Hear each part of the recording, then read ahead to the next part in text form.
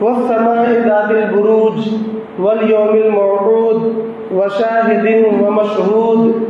3 آیتوں کے بعد اللہ فرماتے ہیں قتل اصحاب الاخدود النار ذات الوقود.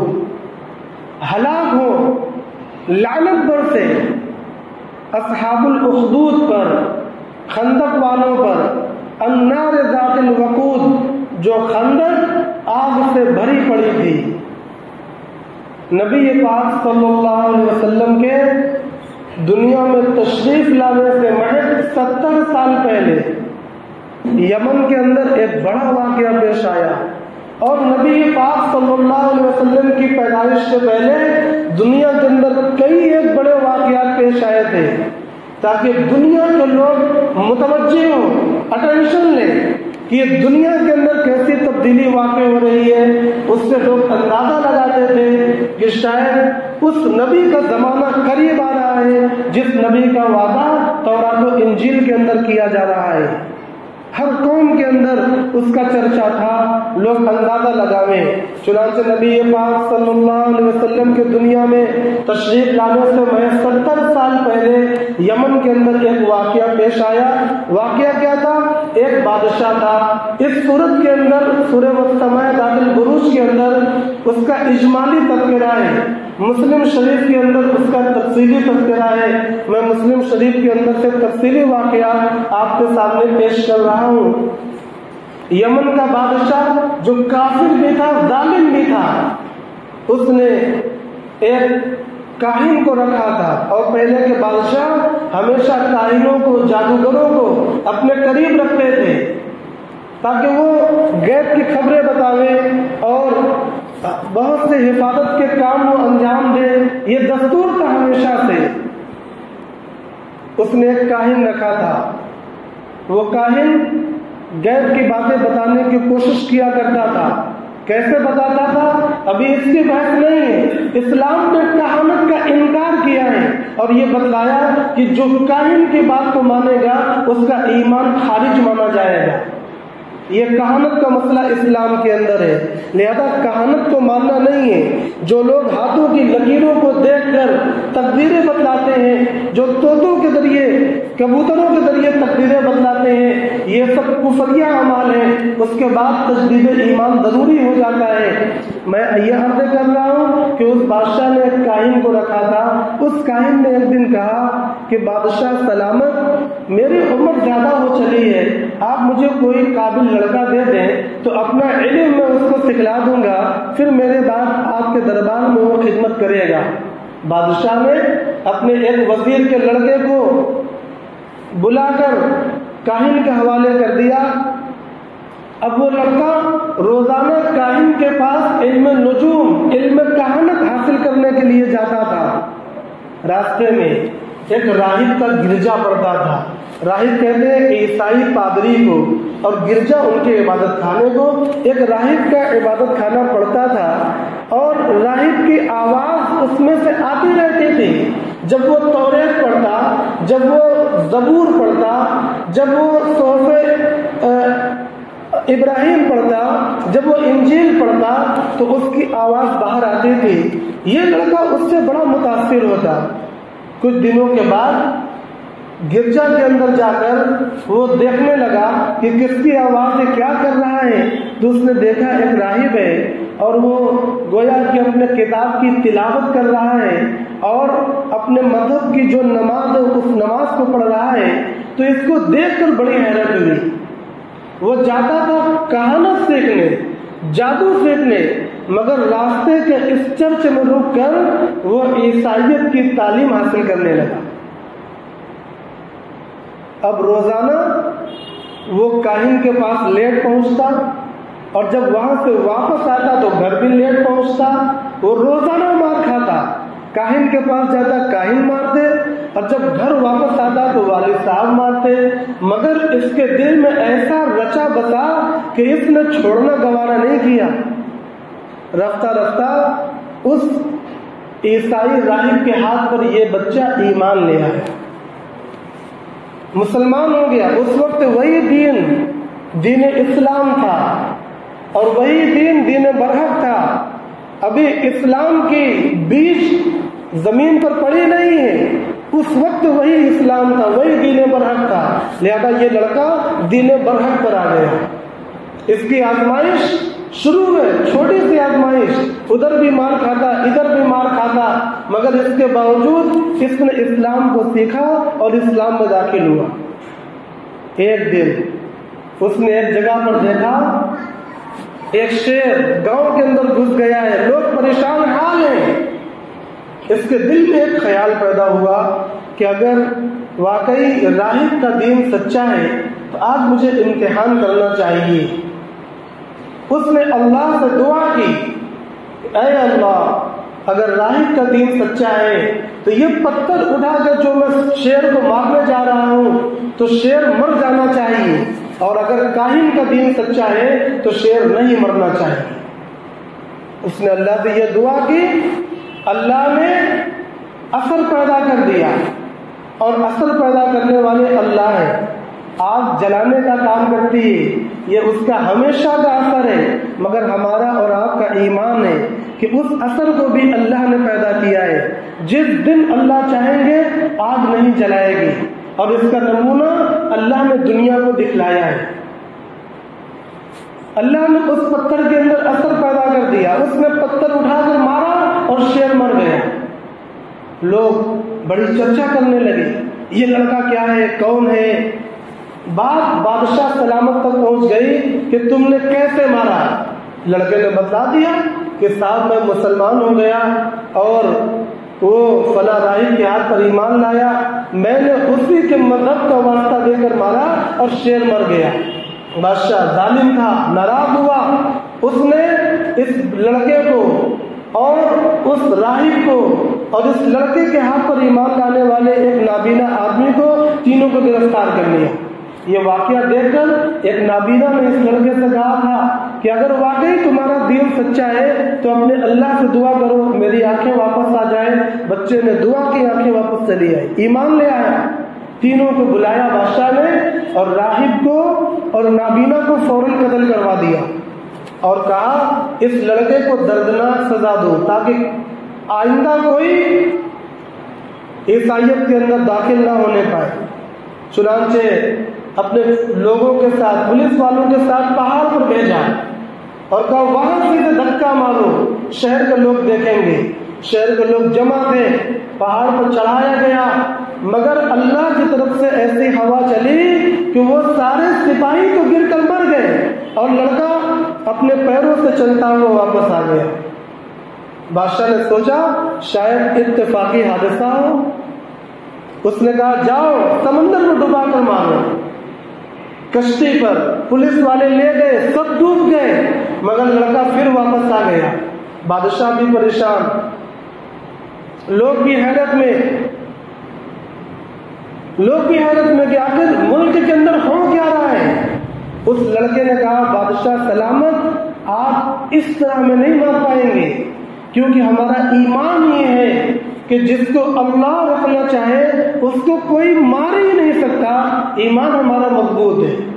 ہاں اگر اللہ کا نام لے کر آپ ہم کو ماریں گے تو میں مر جاؤں گا، لہذا آپ کے پاس تیر ہے، آپ بسم اللہ کر کے ماریے، دیکھیے میں مر جاؤں گا۔ چنانچہ بادشاہ نے تیر کی کمان کھینچا اور بسم اللہ کر کے تیر کو چھوڑا، لڑکے کے کنپٹی پر لگی، لڑکا مر گیا۔ لوگ تماشا دیکھ رہے تھے۔ جب لوگوں نے دیکھا کہ اللہ کے نام سے لڑکا مرا، اللہ کے نام سے لڑکا بچا، اچانک لوگوں کے دلوں میں ایمان کی آگ لگ گئی، لوگ کلمہ پڑھنے لگے، لا الہ الا اللہ، اس کے سوا کوئی رب نہیں ہے۔ بادشاہ بڑا پریشان ہوا کہ یہ ہم اسلام کو مٹانے کے چکر میں پڑے تھے، یہ تو پوری کی پوری فوجی ایمان لانے کے چکر میں پڑ گئے۔ چنانچہ اس نے بہت بڑا فیصلہ لیا، اپنے فوج کو حکم دیا کہ خندق کھودو اور اتنی لکڑیاں جلاؤ کہ خندق آگ سے بھر جائے، اور ان لوگوں سے کہا کہ تمہارے پاس صرف دو راستے ہیں، یا تو تم گھر واپسی کر لو یا پھر تمہیں خود سے اس خندق کے اندر کود کر جان دینا پڑے گا، جلنا پڑے گا۔ اب میں یہ عرض کرنے لگا ہوں کہ ایمان کی کتنی مضبوطی درکار ہے. ہمیں آپ کو، ہماری نسلوں کو، ہماری عورتوں کو جس ایمان کے بنیاد پر ہم کفر کے ان طوفانوں کا مقابلہ کر پائیں گے، اگر ہمارا ایمان کمزور ہوگا تو ہم ان طوفانوں کا مقابلہ نہیں کر پائیں گے. وہاں پر ایمان کی مضبوطی اب ذرا دیکھیے. خندق میں آگ دہک رہی ہے، لوگ ایمان والے خندق کے سامنے کھڑے ہیں، بادشاہ اور اس کے کافر درباری یہ بیٹھ کر تماشا دیکھ رہے ہیں. اسی کو قرآن کہہ رہا ہے وَهُمْ عَلَى مَا يَفْعَلُونَ بِالْمُؤْمِنِينَ شُهُودٌ. وہ مسلمانوں کے ساتھ جو کچھ ہو رہا تھا وہ وہاں پر اس کو بیٹھ کر تماشا دیکھ رہے تھے. آگے اللہ نے فرمایا وَمَا نَقَمُوا مِنْهُمْ إِلَّا أَن يُؤْمِنُوا بِاللَّهِ الْعَزِيزِ الْحَمِيدِ. ان ایمان والوں کا کوئی قصور نہیں تھا سوائے اس کے کہ وہ اللہ پر ایمان لے آئے تھے. آج دنیا کے اندر مسلمانوں کا اور کیا قصور ہے؟ کیا مسلمان کہیں بم پھوڑ رہا ہے؟ کیا مسلمان ان ہندو یوا واہنیوں کی طرح ہتھیار لہراتے ہوئے چل رہا ہے؟ کیا مسلمان بے قصوروں کی موب لنچنگ کر رہا ہے؟ کیا مسلمان ٹرین میں یاترا کرنے والوں کے سروں پر گولیاں مار رہا ہے؟ یا مسلمان منی پور کے اندر عورتوں کو ننگا دوڑا رہا ہے؟ یا مسلمان مختلف جگہوں پر بلاکار کے لڑکیوں کو زندہ چلا رہا ہے؟ پورے ملک میں مسلمان امن پسند ہے، امن کا کام کرتا ہے، محبت کا پیغام دیتا ہے، مگر اس کا قصور تب بھی مانا جاتا ہے وہ یہ کہ یہ اللہ پر ایمان رکھتے ہیں، یہ اسلام کو مانتے ہیں. صرف یہی ہمارا قصور ہے. اس قصور کی بنیاد پر ہمیں ہمیشہ آزمایا جاتا رہے گا. ہماری جانوں کو خطرہ ہوگا، ہمارے مالوں کو خطرہ ہوگا، ہماری نسلوں کو خطرہ ہوگا، ہمارے بچوں کو خطرہ ہوگا. ہمیں ہر جگہ پیچھے دھکیلا جائے گا، ہمیں بدنام کیا جائے گا. یہ تو ہمارے ساتھ لگا ہوا ہے. کیوں؟ کیونکہ وہی قصور ہمارا ہے جو قصور اصحاب الاخدود کے مسلمانوں کا تھا. اللہ فرماتے ہیں وَمَا نَقَمُوا مِنْهُمْ إِلَّا أَن يُؤْمِنُوا بِاللَّهِ الْعَزِيزِ الْحَمِيدِ. بس وہی قصور ہے. لہذا مسلمانوں نے کیا کیا وہاں پر؟ انہوں نے کہا کہ ہم گھر واپسی نہیں کریں گے، ہم تو اللہ پر ایمان لے آئے. لہذا اپنی رضا سے، اپنی خوشی سے ان مسلمانوں نے آگ کی دہکتے ہوئی خندق میں چھلانگ لگا دیا. میں یہ نہیں کہتا کہ بھائی حکم آج بھی باقی ہے. آج جو حکم ہے آپ کو علماء بتلائیں گے. ایمان کی مضبوطی کا ایک واقعہ اس صورت کے اندر جو بتلایا گیا ہے میں اس کی ترجمانی آپ کے سامنے پیش کر رہا ہوں. انہوں نے ایمان کو نہیں چھوڑا، انہوں نے دنیا کے اندر مٹنے کو پسند کیا، زندہ آگ میں جلنے کو پسند کیا، مگر ایمان کے آگے ان چیزوں کی قطعاً پرواہ نہیں کی. ایک عورت، اس کی گود میں چھوٹا سا بچہ، 6 مہینے کا بچہ تھا، وہ جھجک رہی تھی. سب لوگ کود گئے مگر یہ نہیں کود رہی تھی کہ گود میں چھوٹا سا بچہ ہے، یا اللہ آخر میں کروں تو کیا کروں. اللہ تبارک و تعالیٰ نے ایک اور کرامت کا اظہار کیا.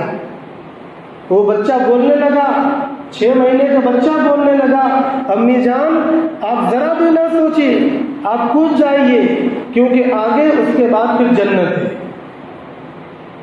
لہذا وہ عورت بچے سمیت کود گئی. دنیا کے لوگ سنیں گے تو کہیں گے کہ اچھا اس آگ میں جنت ہے، سمجھ میں بات نہیں آئے گی. مگر اسلام اسی کا نام ہے جو ہماری سمجھ سے پرے ہے، مگر اتنا بھی پرے نہیں ہے کہ عقلی طور پر اسے ثابت نہ کیا جا سکے. دوسرے مذاہب تو اتنے پرے ہیں کہ عقلاً کبھی بھی ان کو ثابت نہیں کیا جا سکتا. بہرحال ملک کے لوگوں نے جب ان حالات کو دیکھا تو پھر اس کافر بادشاہ کی سلطنت چل نہیں پائی. اسلام کی گویا وہاں پر بیج رکھ دی گئی.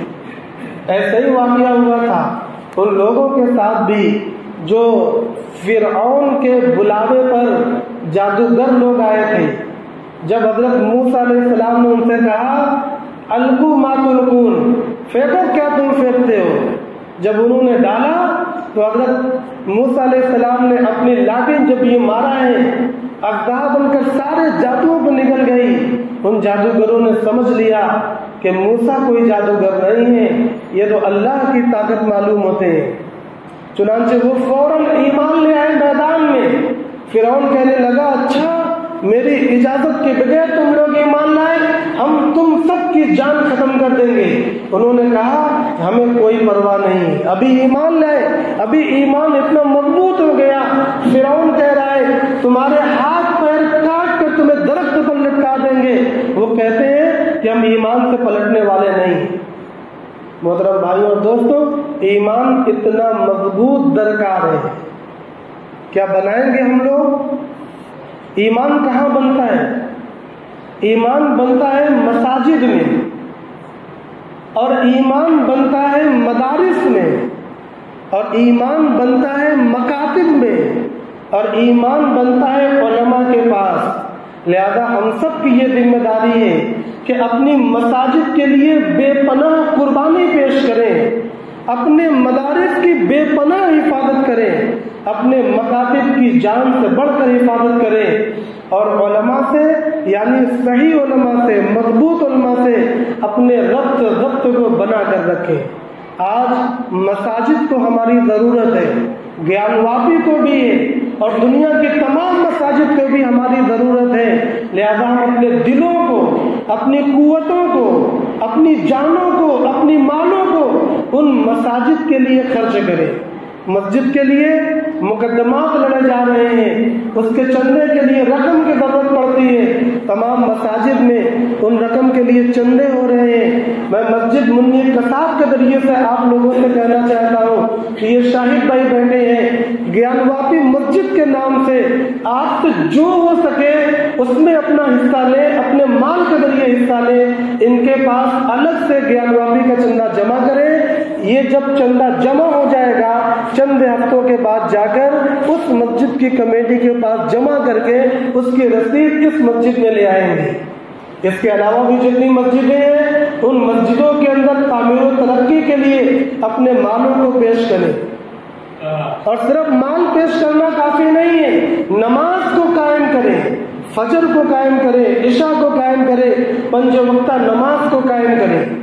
اور صرف نماز قائم کرنا کافی نہیں ہے، نماز کو سیکھیں مدارس اور مکاتب کے ذریعے سے، اور سیکھنا یہ انٹرنیٹ کے ذریعے ممکن نہیں ہے، یہ علماء کے ذریعے سے ممکن ہے۔ لہذا اپنے معاشرے میں بہترین علماء کو بنانے کی کوشش کریں، ان کو پڑھاویں۔